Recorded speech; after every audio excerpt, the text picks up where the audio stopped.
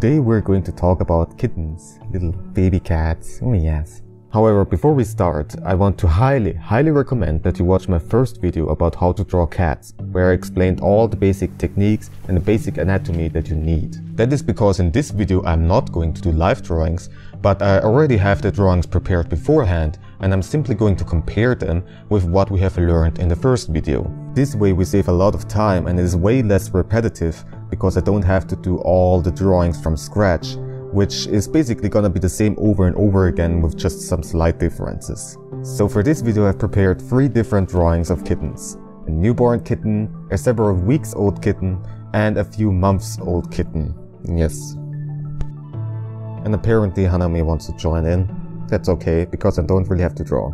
So let's take a look at the little kitties, right? Yes. So you basically draw them the same way as I explained with the adult cats. So you start with an oval shape to draw the head and draw the center lines for the orientation, and you just make some small adjustments in order to give it a shape. But there are some differences in the details. For example, the ears. The ears are way smaller, they are lower and also rounder. And of course the eyes too. They are closed for about 7 to 14 days and then they slowly open them. It still takes them a few days, like 2 or 3 days, until they can open them fully.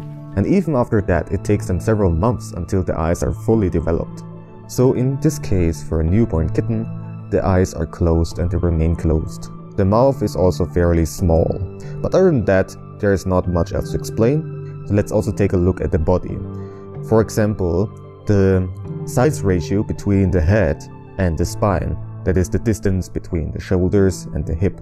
If you remember, for an adult cat it was about 2.5 to 3 times the size of the head, this distance here. Now for a kitten, however, it is more about just 2 times. So the body is actually scaled much smaller in comparison to the head. And especially the tail is very short and also skinny. You know, the little kitten tails, the silly ones. Now to the second stage of the sketch. Now the fur is still quite short and not very dense yet, because it still has to grow. Especially at the feet you can see that, because the paw pads are barely covered by fur and therefore are very exposed. Another thing is also that they cannot retract their claws for about 4 weeks. So until then, they're just gonna be out all the time. And other than that, there is not really much else to explain. I mean, they're still quite weak and everything, but the basic structure, the basic anatomy still remains more or less the same. Now all of these drawings that I'm going to show to you, I also have a finished version, although it is not really important for the tutorial, but I still want to show you something. And so for this particular kitten I did something very different, and I was also kind of lazy. So I just drew the light reflections from one side and that's basically it. I mean, it is a nice effect, so yeah, but it is not really important anyways. Now moving on to the next drawing, where the kitten already is about 3 to 4 weeks old, something like that. So it already has its eyes open and the ears also have grown a little bit. You can see that, but they still have a ways to go. And this particular drawing may now look a bit weird, but bear with me. Now this is the first sketch, and I know it looks kind of awkward and a bit weird, but if we take a look at the second stage very quickly, you can see that it still kind of makes sense. Now what is the idea behind it? Well, you can imagine that the camera is very close to this kitten's face, and therefore the head and the front paws look so much bigger than the back. Other than that, there is not much else that has changed. The proportions are still more or less the same, it still has to grow quite a lot. Now these kittens are still very wonky and they fall over quite a lot, and so you can imagine that it just fell over and is trying to stand up again, and with the front paws it maybe tries to claw onto something, and this is why the toes are spread out. And when you draw something like that, you draw these small oval shapes for the individual toes, and a little bit spread out like so.